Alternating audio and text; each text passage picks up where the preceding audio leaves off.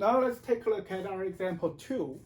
This time, we're adding a layer of insulation outside the stainless steel pipe. So this layer of insulation has this thermal conductivity much higher than the, much lower, I should say, than the thermal conductivity of the stainless steel. So we have K2 here. This now becomes K1. Then we have our K2 here, which is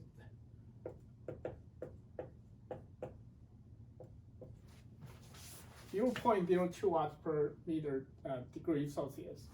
And now, because of the insulation that we add in there, the internal temperature is still 90 degrees, but the surface temperature now becomes 35 degrees. So we wanted to calculate the heat flow in this new scenario, and also what is the temperature now at the outside of the stainless steel pipe surface, which is at the inside of the insulation layer. So we add a second layer. We now have a surface area A3, which is the surface area of the outside insulation layer.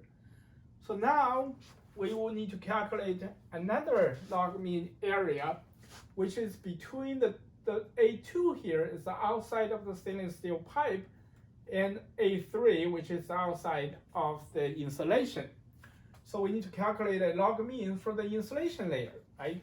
And we do that, from which we can calculate the thermal resistance across the insulation layer.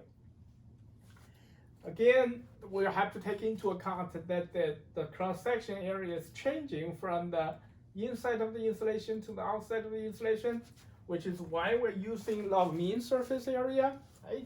So we plug in our equation, we can calculate now. We have 1.029 degree per watt for the thermal resistance across the insulation layer. So the insulation layer and the stainless steel pipe, which is in series connection. Remember, for series connection, the total thermal resistance is just the resistance of the first plus the resistance of the second. So it will be the resistance of the stainless steel pipe plus the resistance of the insulation layer. So R total equals to R1 plus R2. And we have the temperature difference now is between 90 degrees and 35 degrees. In the previous example, it's 90 and 88 degrees. Because now with the insulation, the temperature drop is pretty significant. Outside surface now become much less hot. Right? So we can calculate our new heat flow. That's 53.4 watts. If you remember from our previous example, that's almost 11,000 watts without insulation. So you see how dramatic is the drop of the heat flow due to insulation. And with that, we also wanted to calculate the temperature at the outer surface of the stainless steel pipe. So let me erase this. Now we can look at how we can calculate that. So that's essentially we wanted to calculate what is the delta T over R1. So we know Q equals to 53.4 watts. So the temperature drop over R1 equals to Q times R1. It's same as in the electrical circuitry case. And our Q is 53.4 watts times R1. R1 is, let me go back to see what our R1 is.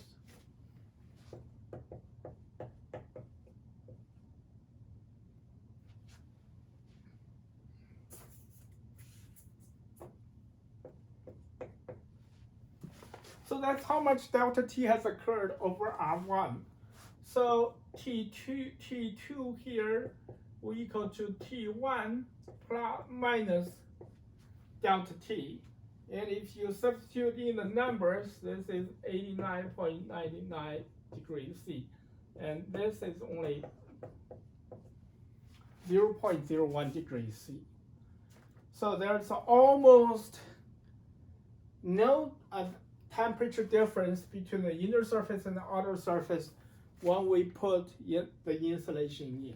Right? That's only 0.01 degrees Celsius temperature difference happening there. Okay. So this is our second example for conductive heat transport. And essentially, it comes down to calculating the thermal resistance.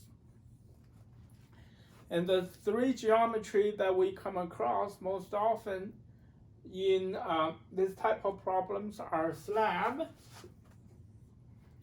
which is R equals to delta X over K times cross-section area.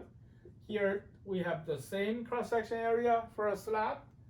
So it's very easy to calculate. The delta X is the thickness, right? And then for cylinder and for a spherical shape, we need to calculate our log mean area for cylinder, and we calculate the square root mean area for spheres. And once we figure out the area to use in the thermal resistance calculation, then we can always figure out what delta X is, which is the thickness, and the thermal conductivity K. Then we can calculate our thermal resistance. Once we calculated our thermal resistance, then calculating heat flow becomes very easy, as long as we know the temperature difference across our structure.